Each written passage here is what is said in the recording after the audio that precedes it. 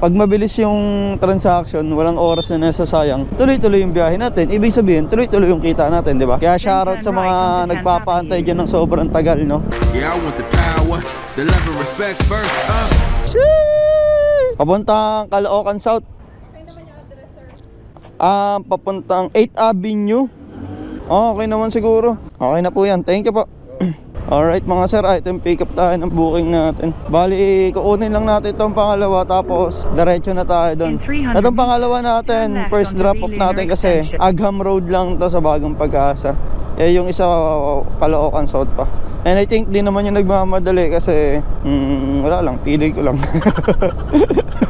Gagi, feeling mo lang. Is your feeling valid? Your destination is on the left.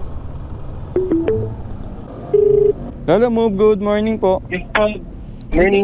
Dito na po ako sa may Mercury. Pasok po kayo sa ano po, Mercury po ba ang kukunin niya, sir? Opo. Sige, sir, pasok po kayo sa loob. Sige po. Thank you po. Putik yan. Talagang ayoko yung tatanggal ng ano eh. Alright mga sir, ating pick up na tayo ng pangalawa. Bali papunta nga itong Agham Road. 59 pesos credit payment pa. Inuha ko lang para tuloy-tuloy na, wala na akong antayin kasabay. Para dire-diretso na tayo papuntang Caloocan South. Pero pwede rin naman kung makakuha tayo dyan na makakasabay. Pero malabo na kasi yun eh. Kung sa Project 6 or Bago Bantay siguro, posible. Pero basta ma-deliver muna natin to. Turn right onto Francis S. Sontolano. Chip, iwan daw sa guard. Sabi pa iwan daw sa guard eh. Okay na yun sir, thank you pa. Alright mga sir, kaka-drop lang natin. May nakuha tayo Bago Bantay, papuntang Caloocan South din. Madadaanan lang natin siya along the way. It's all goods in the hoods mga sir.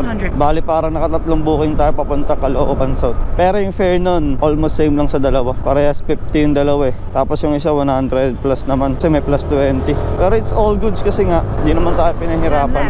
Ganito yung mga diskarte ko dati nung biyahe ko, mga ano pa lang, Mandaluyong, Makati, Taguig, Pasig. Yung kapag ka-drop ko ng isa, bali may isa pa akong hawak, lagi ko siyang kinukuhaan ng mas malayo or mas malapit doon, para after ko ma-drop, mayroon pa akong isang matitira, tapos makakuha pa ulit ako ng isa.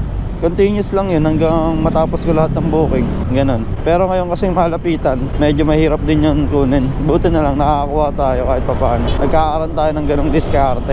Mas maganda yung dati yung ganong kong diskarte kasi goods na goods, kada biyahe mo may base fare. Ngayon kasi mas mababa na since wala na ang base fare, no? Pero basta may booking tayo mga pre, good shit na yun, basta may booking tayo. Nakakaumay naman kasi kung tatambay lang tayo sa punuan, sabay mag-aantay tayo ng tip. Hindi naman lahat ng customer natin willing magbigay ng tip. Siyempre gusto din nilang makatipid, diba? Kung meron, edi thank you. Kung wala, ayos lang. Pero wag naman sana yung overload yung ipapadala mo, sabay ayaw mo pa magdagdag, diba? Ibang usapan na yun eh. Pick up po. Ano yan sir? PS4 yan sir. PS4. Okay. Doon na po yung bayad na. Ay sa'yo ba? Sige po. 65. Ay okay na to sir? Opo, thank you po. Plus 15 tayo mga sir. Aray, medyo may kabigatan pala. Thank you po. Plus 15 tayo dun mga sir. Goods na goods.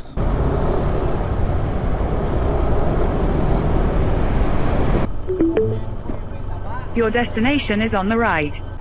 Sir. Ayun, ikaw? Galing tong Baluarte. PS4 ata to. Okay na yun sir. Opo, thank you po. Okay po. Alright mga sir, delivery complete na tayo. Last na to, 1.2 kilometers yung unang booking natin na nakuha. Mabilis naman tayo nakapag-deliver kasi tuloy-tuloy yung nangyari. Hindi tayo pinag-antay. Ayun yung pinaka-advantage talaga kapag maganda yung yung transaction na nangyayari. Kapag sobrang bilis lang ng pangyayari, goods na goods talaga.